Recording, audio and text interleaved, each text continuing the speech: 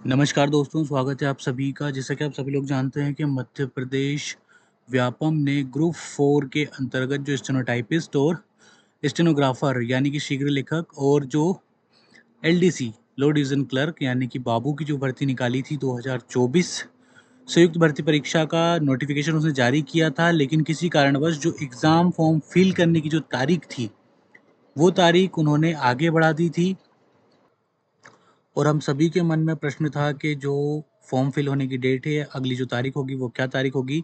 तो व्यापम ने अभी जस्ट अभी एक नोटिफिकेशन जारी किया है, उसमें उसने बताया है कि आप परीक्षा का जो फॉर्म है वो कब से कब तक भर सकते हैं।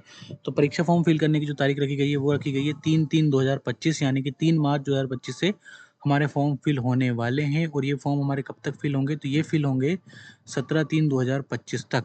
तो ये आपकी दी गई यहाँ पे परीक्षा का शुल्क दिया गया है 500-250 रुपये।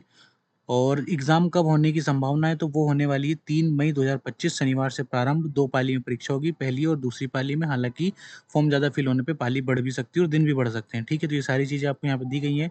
पद की बात थी तो लगभग 800 के समथिंग पिछली बार पद निकले थे, लेकिन अब वो पद बढ़ के लगभग 950 आए हैं, यानी कि हमें 140 या लगभग 150 पदों का यहाँ पे क्या हुआ था, फ़ायदा हुआ था। मेन चीज़ों की यदि हम लोग बात करें तो 100 नंबर का हमारा पेपर होगा, जिसमें क्या-क्या रहने वाला है हमारा।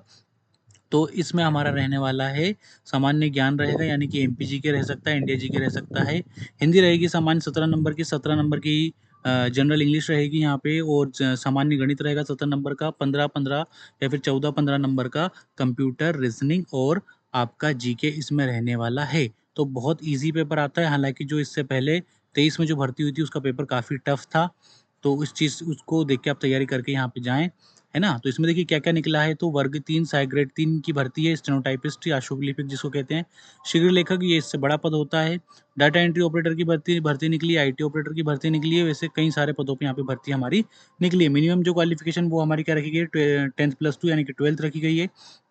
उसके अलावा विभिन्न पदों के लिए विभिन्न योग्यताएँ रखी गई हैं। मेनली यदि हम लोग बात करें तो सबसे हायर जो क्वालिफ़िकेशन रखी गई है वो इसमें रखी गई है 12th प्लस स्टेनो का 100 का डिप्लोमा, 80-100 का डिप्लोमा और 1 year computer diploma plus Hindi typing या इंग्लिश टाइपिंग के साथ, हिंदी और इंग्लिश टाइपिंग दोनों के साथ सीपीसीटी।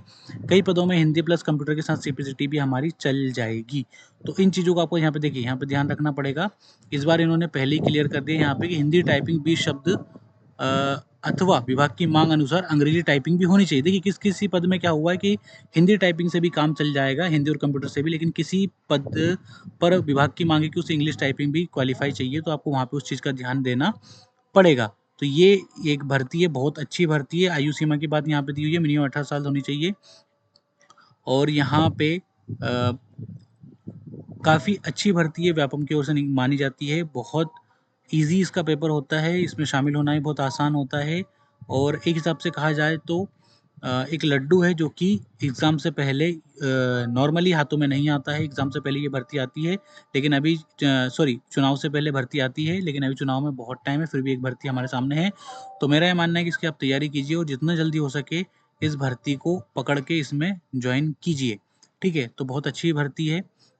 और एक चीज़ इसमें ध्यान दीजिएगा कि यदि आपके पास किसी प्रकार के डिप्लोमा संबंधी कोई डाउट्स हैं, तो पहले उन्हें क्लियर कीजिए। उसके बाद स्पेसिफिक पद पे, यानी कि जिस प्रत्येक पद पे आप फॉर्म फिल कर रहे हैं, पहले उसकी क्वालिफ़िकेशन देखिए।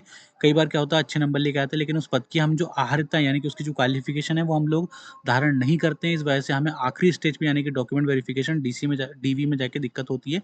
तो पहले देखिए कि जिस पद के लिए आप जिस पद को आप सिलेक्ट कर रहे हैं अपने फॉर्म में, उस पद की योग्यता आप लोग रखते हैं या नहीं रखते हैं, या जिस पद के आप रखते हैं केवल उसी का फॉर्म फिल आप यहाँ पे कीजिए। देखिए यहाँ पे दिया हुआ है प्रत्येक पद के लिए प्रत्येक क्वालिफिकेशन आपको बहुत अच्छे तरीके से उन्होंने यहाँ पे समझाया है। और श्रेणीवार भी आपको देखना है कि आपकी जो कैटेगरी है उसके अकॉर्डिंग पद है भी या नहीं है। यदि आप दिव्यांग श्रेणी में आते हैं तो उसको आपको यहाँ पे देखना है कि दिव्यांग श्रेणी में पद है या नहीं है। यहाँ पे शैक्षणिक योग्यता को बहुत अच्छे से आपको देख के जाना है। और पद की जो प्रेफ़रेंस है वो उस हिसाब से दीजिए कि आपके ज़िले, आपके शहर से वो पद या वो जॉब है पास आपको रहे, क्योंकि ट्रांसफ़र करवाने में फिर काफ़ी सारी समस्याओं का आपको सामना करना पड़ेगा। एक चीज़ अच्छी यहाँ पे कि ओबीसी को 27% रिज़र्वेशन इसमें मिला गया है माननीय हाईकोर्ट के निर्देशानुसार। तो बढ़िया वैकेंसी है, सब कुछ शानदार है, तैयारी कीजिए और पढ़ते रहिए।